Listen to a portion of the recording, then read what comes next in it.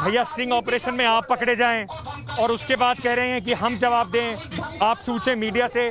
ये बताइए, हमने कुछ गलती कर दी इनको इस तरह से दिखाकर? एक्चुअली आपने जब सच्चाई उनको उनका आईना दिखाया तो उनको अपना चेहरा आईना में देख के डर लग गया। बस मसला ये है, अभी कुछ दिन पहले ये जो है शासन में मांग कर रहे थे कि हमको मंत्री बनाइए, वो फलाना ढिमकाना। उसके बाद ये ओवैसी साहब को लेकर यूपी की गली गली गली गली घूमना शुरू किए। जब इनको जो है जनता ने इनको खदेड़ा तो ये ऊपर लखनऊ है। फिर अब आज जब आपने स्टिंग ऑपरेशन किया तब ये बौखलाहट में अनाप शनाप ये जो बातें कर रहे हैं। आपने देखा सर किस तरीके से कम से कम दो नेता ऐसे दिखाई पड़े, ओम प्रकाश राजभर और संजय निषाद साहब, जो पैसा लेकर अपनी पूरी राजनीति चला रहे हैं। बता रहे हैं कि एक एक टिकट को कितने कितने रुपए में बेचेंगे। हाँ, एक एक टिकट को बेच सकते हैं लोग हिसाब से, लेकिन आने वाले समय में ये लोग कुछ नहीं कर पाएंगे। आने वाले समय में 2022 में बीजेपी आएगी 100%। कुछ भी नहीं हो पाएगा 100%। कितना जोर तोड़ लगा लें जी लोग। भाजपा के समर्थक हैं आप? भाजपा, जी हाँ, बिल्कुल समर्थक है। भाजपा पूरे स्पेक्ट्रम समर्थक है हमें। बहुत बढ़िया सर। आपने देखा मैडम कि आपको ये जो स्टिंग ऑपरेशन हमने दिखाया, क्या कहना चाहेंगे आप उसके बारे में?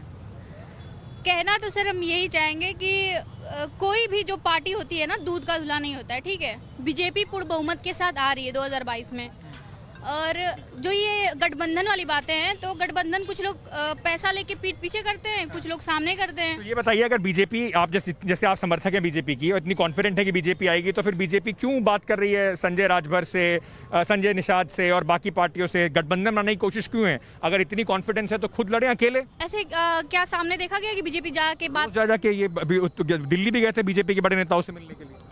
अच्छा, आपने न्यूज नहीं देखी?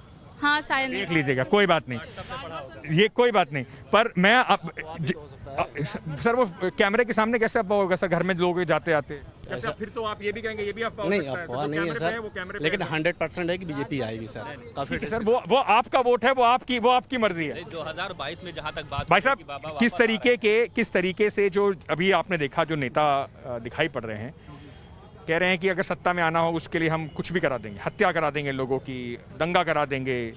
ऐसे लोग वोट डिजर्व करते हैं आपका? सर अब इसके बारे में हम क्या बताएं, लेकिन सर जो भी आप लोग दिखा रहे हैं, ठीक, इसमें भी सच और झूठ भी हो सकता है। जो स्टिंग ऑपरेशन इनका बनाया गया है, जरूरी तो है नहीं कि ये सच हो। भाई कैमरा आजकल कुछ भी कर सकता है। आप कह सकते हैं ऐसा कैमरा से कुछ जादू? हम तो नहीं कर सकते, लेकिन हर चीज़ आज। पर ये तो जांच अगर वो कराना चाहें, कम से कम वो ये तो कहें कि जांच करा लीजिए। हाँ, जांच होनी चाहिए ना। वो तो ये बेचारे ये भी नहीं कर पा रहे। पर एक बात बताइए कि जो इस तरीके से पार्टियां चुनाव के टाइम में मशरूम हो जाती हैं, आ जाती हैं इस तरह की पार्टियां, आपको लगता है वो जनता के हित में कुछ काम करती हैं, सिर्फ अपने हित का खेलती हैं? ऐसी पार्टियां तो लगभग अपना ही हित करती हैं और जनता के लिए कुछ नहीं कर सकती हैं।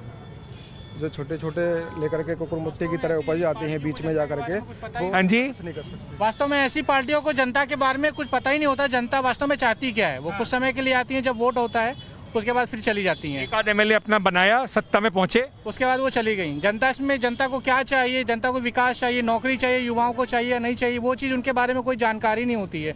आप स्टेट का डेटा कोई भी रिलेटेड उनसे पूछ लेंगे, उनको कुछ नहीं पता होता है। बस वो वोट समय, जब जिस समय वोट आता है वो आते हैं। बड़ी पार्टियों को, ऐसी पार्टियों से तो गठबंधन करना नहीं चाहिए ना। बिल्कुल नहीं चाहिए, बिल्कुल नहीं चाहिए। फिर वो भी सांप्रदायिक, इस तरह की जातिवाद राजनीति, दलगत में उनकी देश में एक छवि है, और वो अपनी छवि को इस तरीके की पार्टियों से अगर एसोसिएशन करती हैं तो मुझे लगता है कि वो अपनी छवि पूरी तरीके से खराब करेंगी। बिल्कुल। तो इसी पे छोड़ते हैं फिलहाल कि अपनी छवि खराब करेंगी। और अब फैसला जो है वो उत्तर प्रदेश की जनता क्या है, इस पे अगर किसी को डाउट है, आप जाइए, आप एफआईआर कीजिए। हम अपना पूरा रॉ फुटेज आपको देने को तैयार हैं।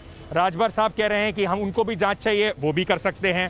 संजय निषाद साहब कह रहे हैं कि मुझे, मेरी चेहरा मेरा है, आवाज़ किसी और की है, वो भी जांच करा सकते हैं। हम जांच में पूरा सहयोग करेंगे। हमारा काम था ऐसे नेताओं को बेनकाब करना, और उत्तर प्रदेश की जनता को अब तय करना है कि इस बार जब वो वोट देंगे तो किस तरीके के लोगों को चुनकर विधानसभा में भेजेंगे। लोकतंत्र में अभी के लिए इतना ही। आप चारों का बहुत बहुत शुक्रिया लोकतंत्र में हमारे साथ जुड़ने के लिए, और आप सबका भी शुक्रिया यहाँ पे हमारे साथ आने के लिए।